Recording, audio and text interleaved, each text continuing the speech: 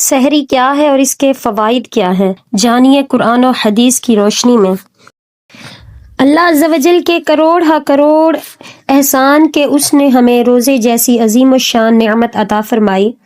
اور ساتھ ہی قوت کے لیے سحری کی نہ صرف اجازت مرحمت فرمائی بلکہ اس میں ہمارے لیے ڈھیروں ثواب بھی رکھ دیا۔ ہمارے پیارے آقا مکی مدنی مصطفیٰ صلی اللہ تعالی علیہ وآلہ وسلم اگرچہ کھانے پینے کی ہماری طرح محتاج نہیں، تاہم ہمارے پیارے آقا صلی اللہ تعالی علیہ وآلہ وسلم ہم غلاموں کی خاطر سحری فرمایا کرتے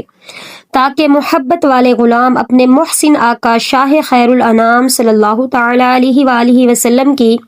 سنت سمجھ کر سحری کر لیا کریں، یوں انہیں دن کے وقت روزے میں قوت کے ساتھ ساتھ سنت پر عمل کرنے کا ثواب بھی ہاتھ آئے۔ بعض اسلامی بہنوں اور بھائیوں کو دیکھا گیا ہے کہ کبھی سحری کرنے سے رہ جاتی ہیں تو فخریہ باتیں بناتے ہیں اور یوں کہتے سنائی دیتے ہیں، ہم نے تو سحری کے بغیر ہی روزہ رکھ لیا ہے۔ مکی مدنی آقا صلی اللہ تعالی علیہ وآلہ وسلم کے دیوانوں،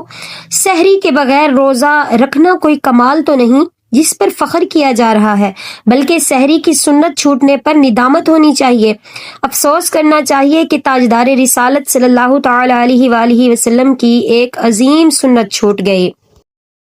حضرت سیدنا شیخ شرف الدین المعروف بابا بلبل شاہ رحمۃ اللہ تعالی علیہ فرماتے ہیں، اللہ تبارک و تعالی نے مجھے اپنی رحمت سے اتنی طاقت بخشی ہے کہ میں بغیر کھائے پیے اور بغیر ساز و سامان کے اپنی زندگی گزار سکتا ہوں، مگر چونکہ یہ امور مدینہ کے سلطان رحمت عالمیان صلی اللہ تعالی علیہ وآلہ وسلم کی سنت نہیں ہے، اس لیے میں ان سے بچتا ہوں۔ میرے نزدیک سنت کی پیروی 1000 سال کی عبادت سے بہتر ہے۔ بہرحال تمام تر اعمال کا حسن و جمال اتباع سنت محبوب رب ذوالجلال صلی اللہ تعالی علیہ وآلہ وسلم ہی میں پنہاں ہے۔ ابتداً رات کو اٹھ کر سحری کرنے کی اجازت نہیں تھی۔ روزہ رکھنے والے کو غروب آفتاب کے بعد صرف اس وقت تک کھانے پینے کی اجازت تھی جب تک وہ سو نہ جائے، اگر سو گیا تو اب بیدار ہو کر کھانا پینا ممنوع تھا،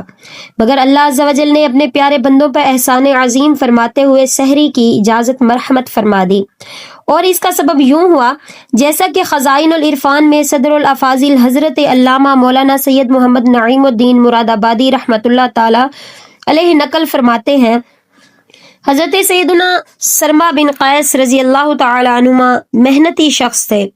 ایک دن بحالت روزہ اپنی زمین میں دن بھر کام کر کے شام کو گھر آئے، اپنی زوجہ محترمہ رضی اللہ تعالی عنہا سے کھانا طلب کیا، وہ پکانے میں مصروف ہوئیں۔ آپ رضی اللہ تعالیٰ عنہ تھکے ہوئے تھے، آنکھ لگ گئی۔ کھانا تیار کر کے جب آپ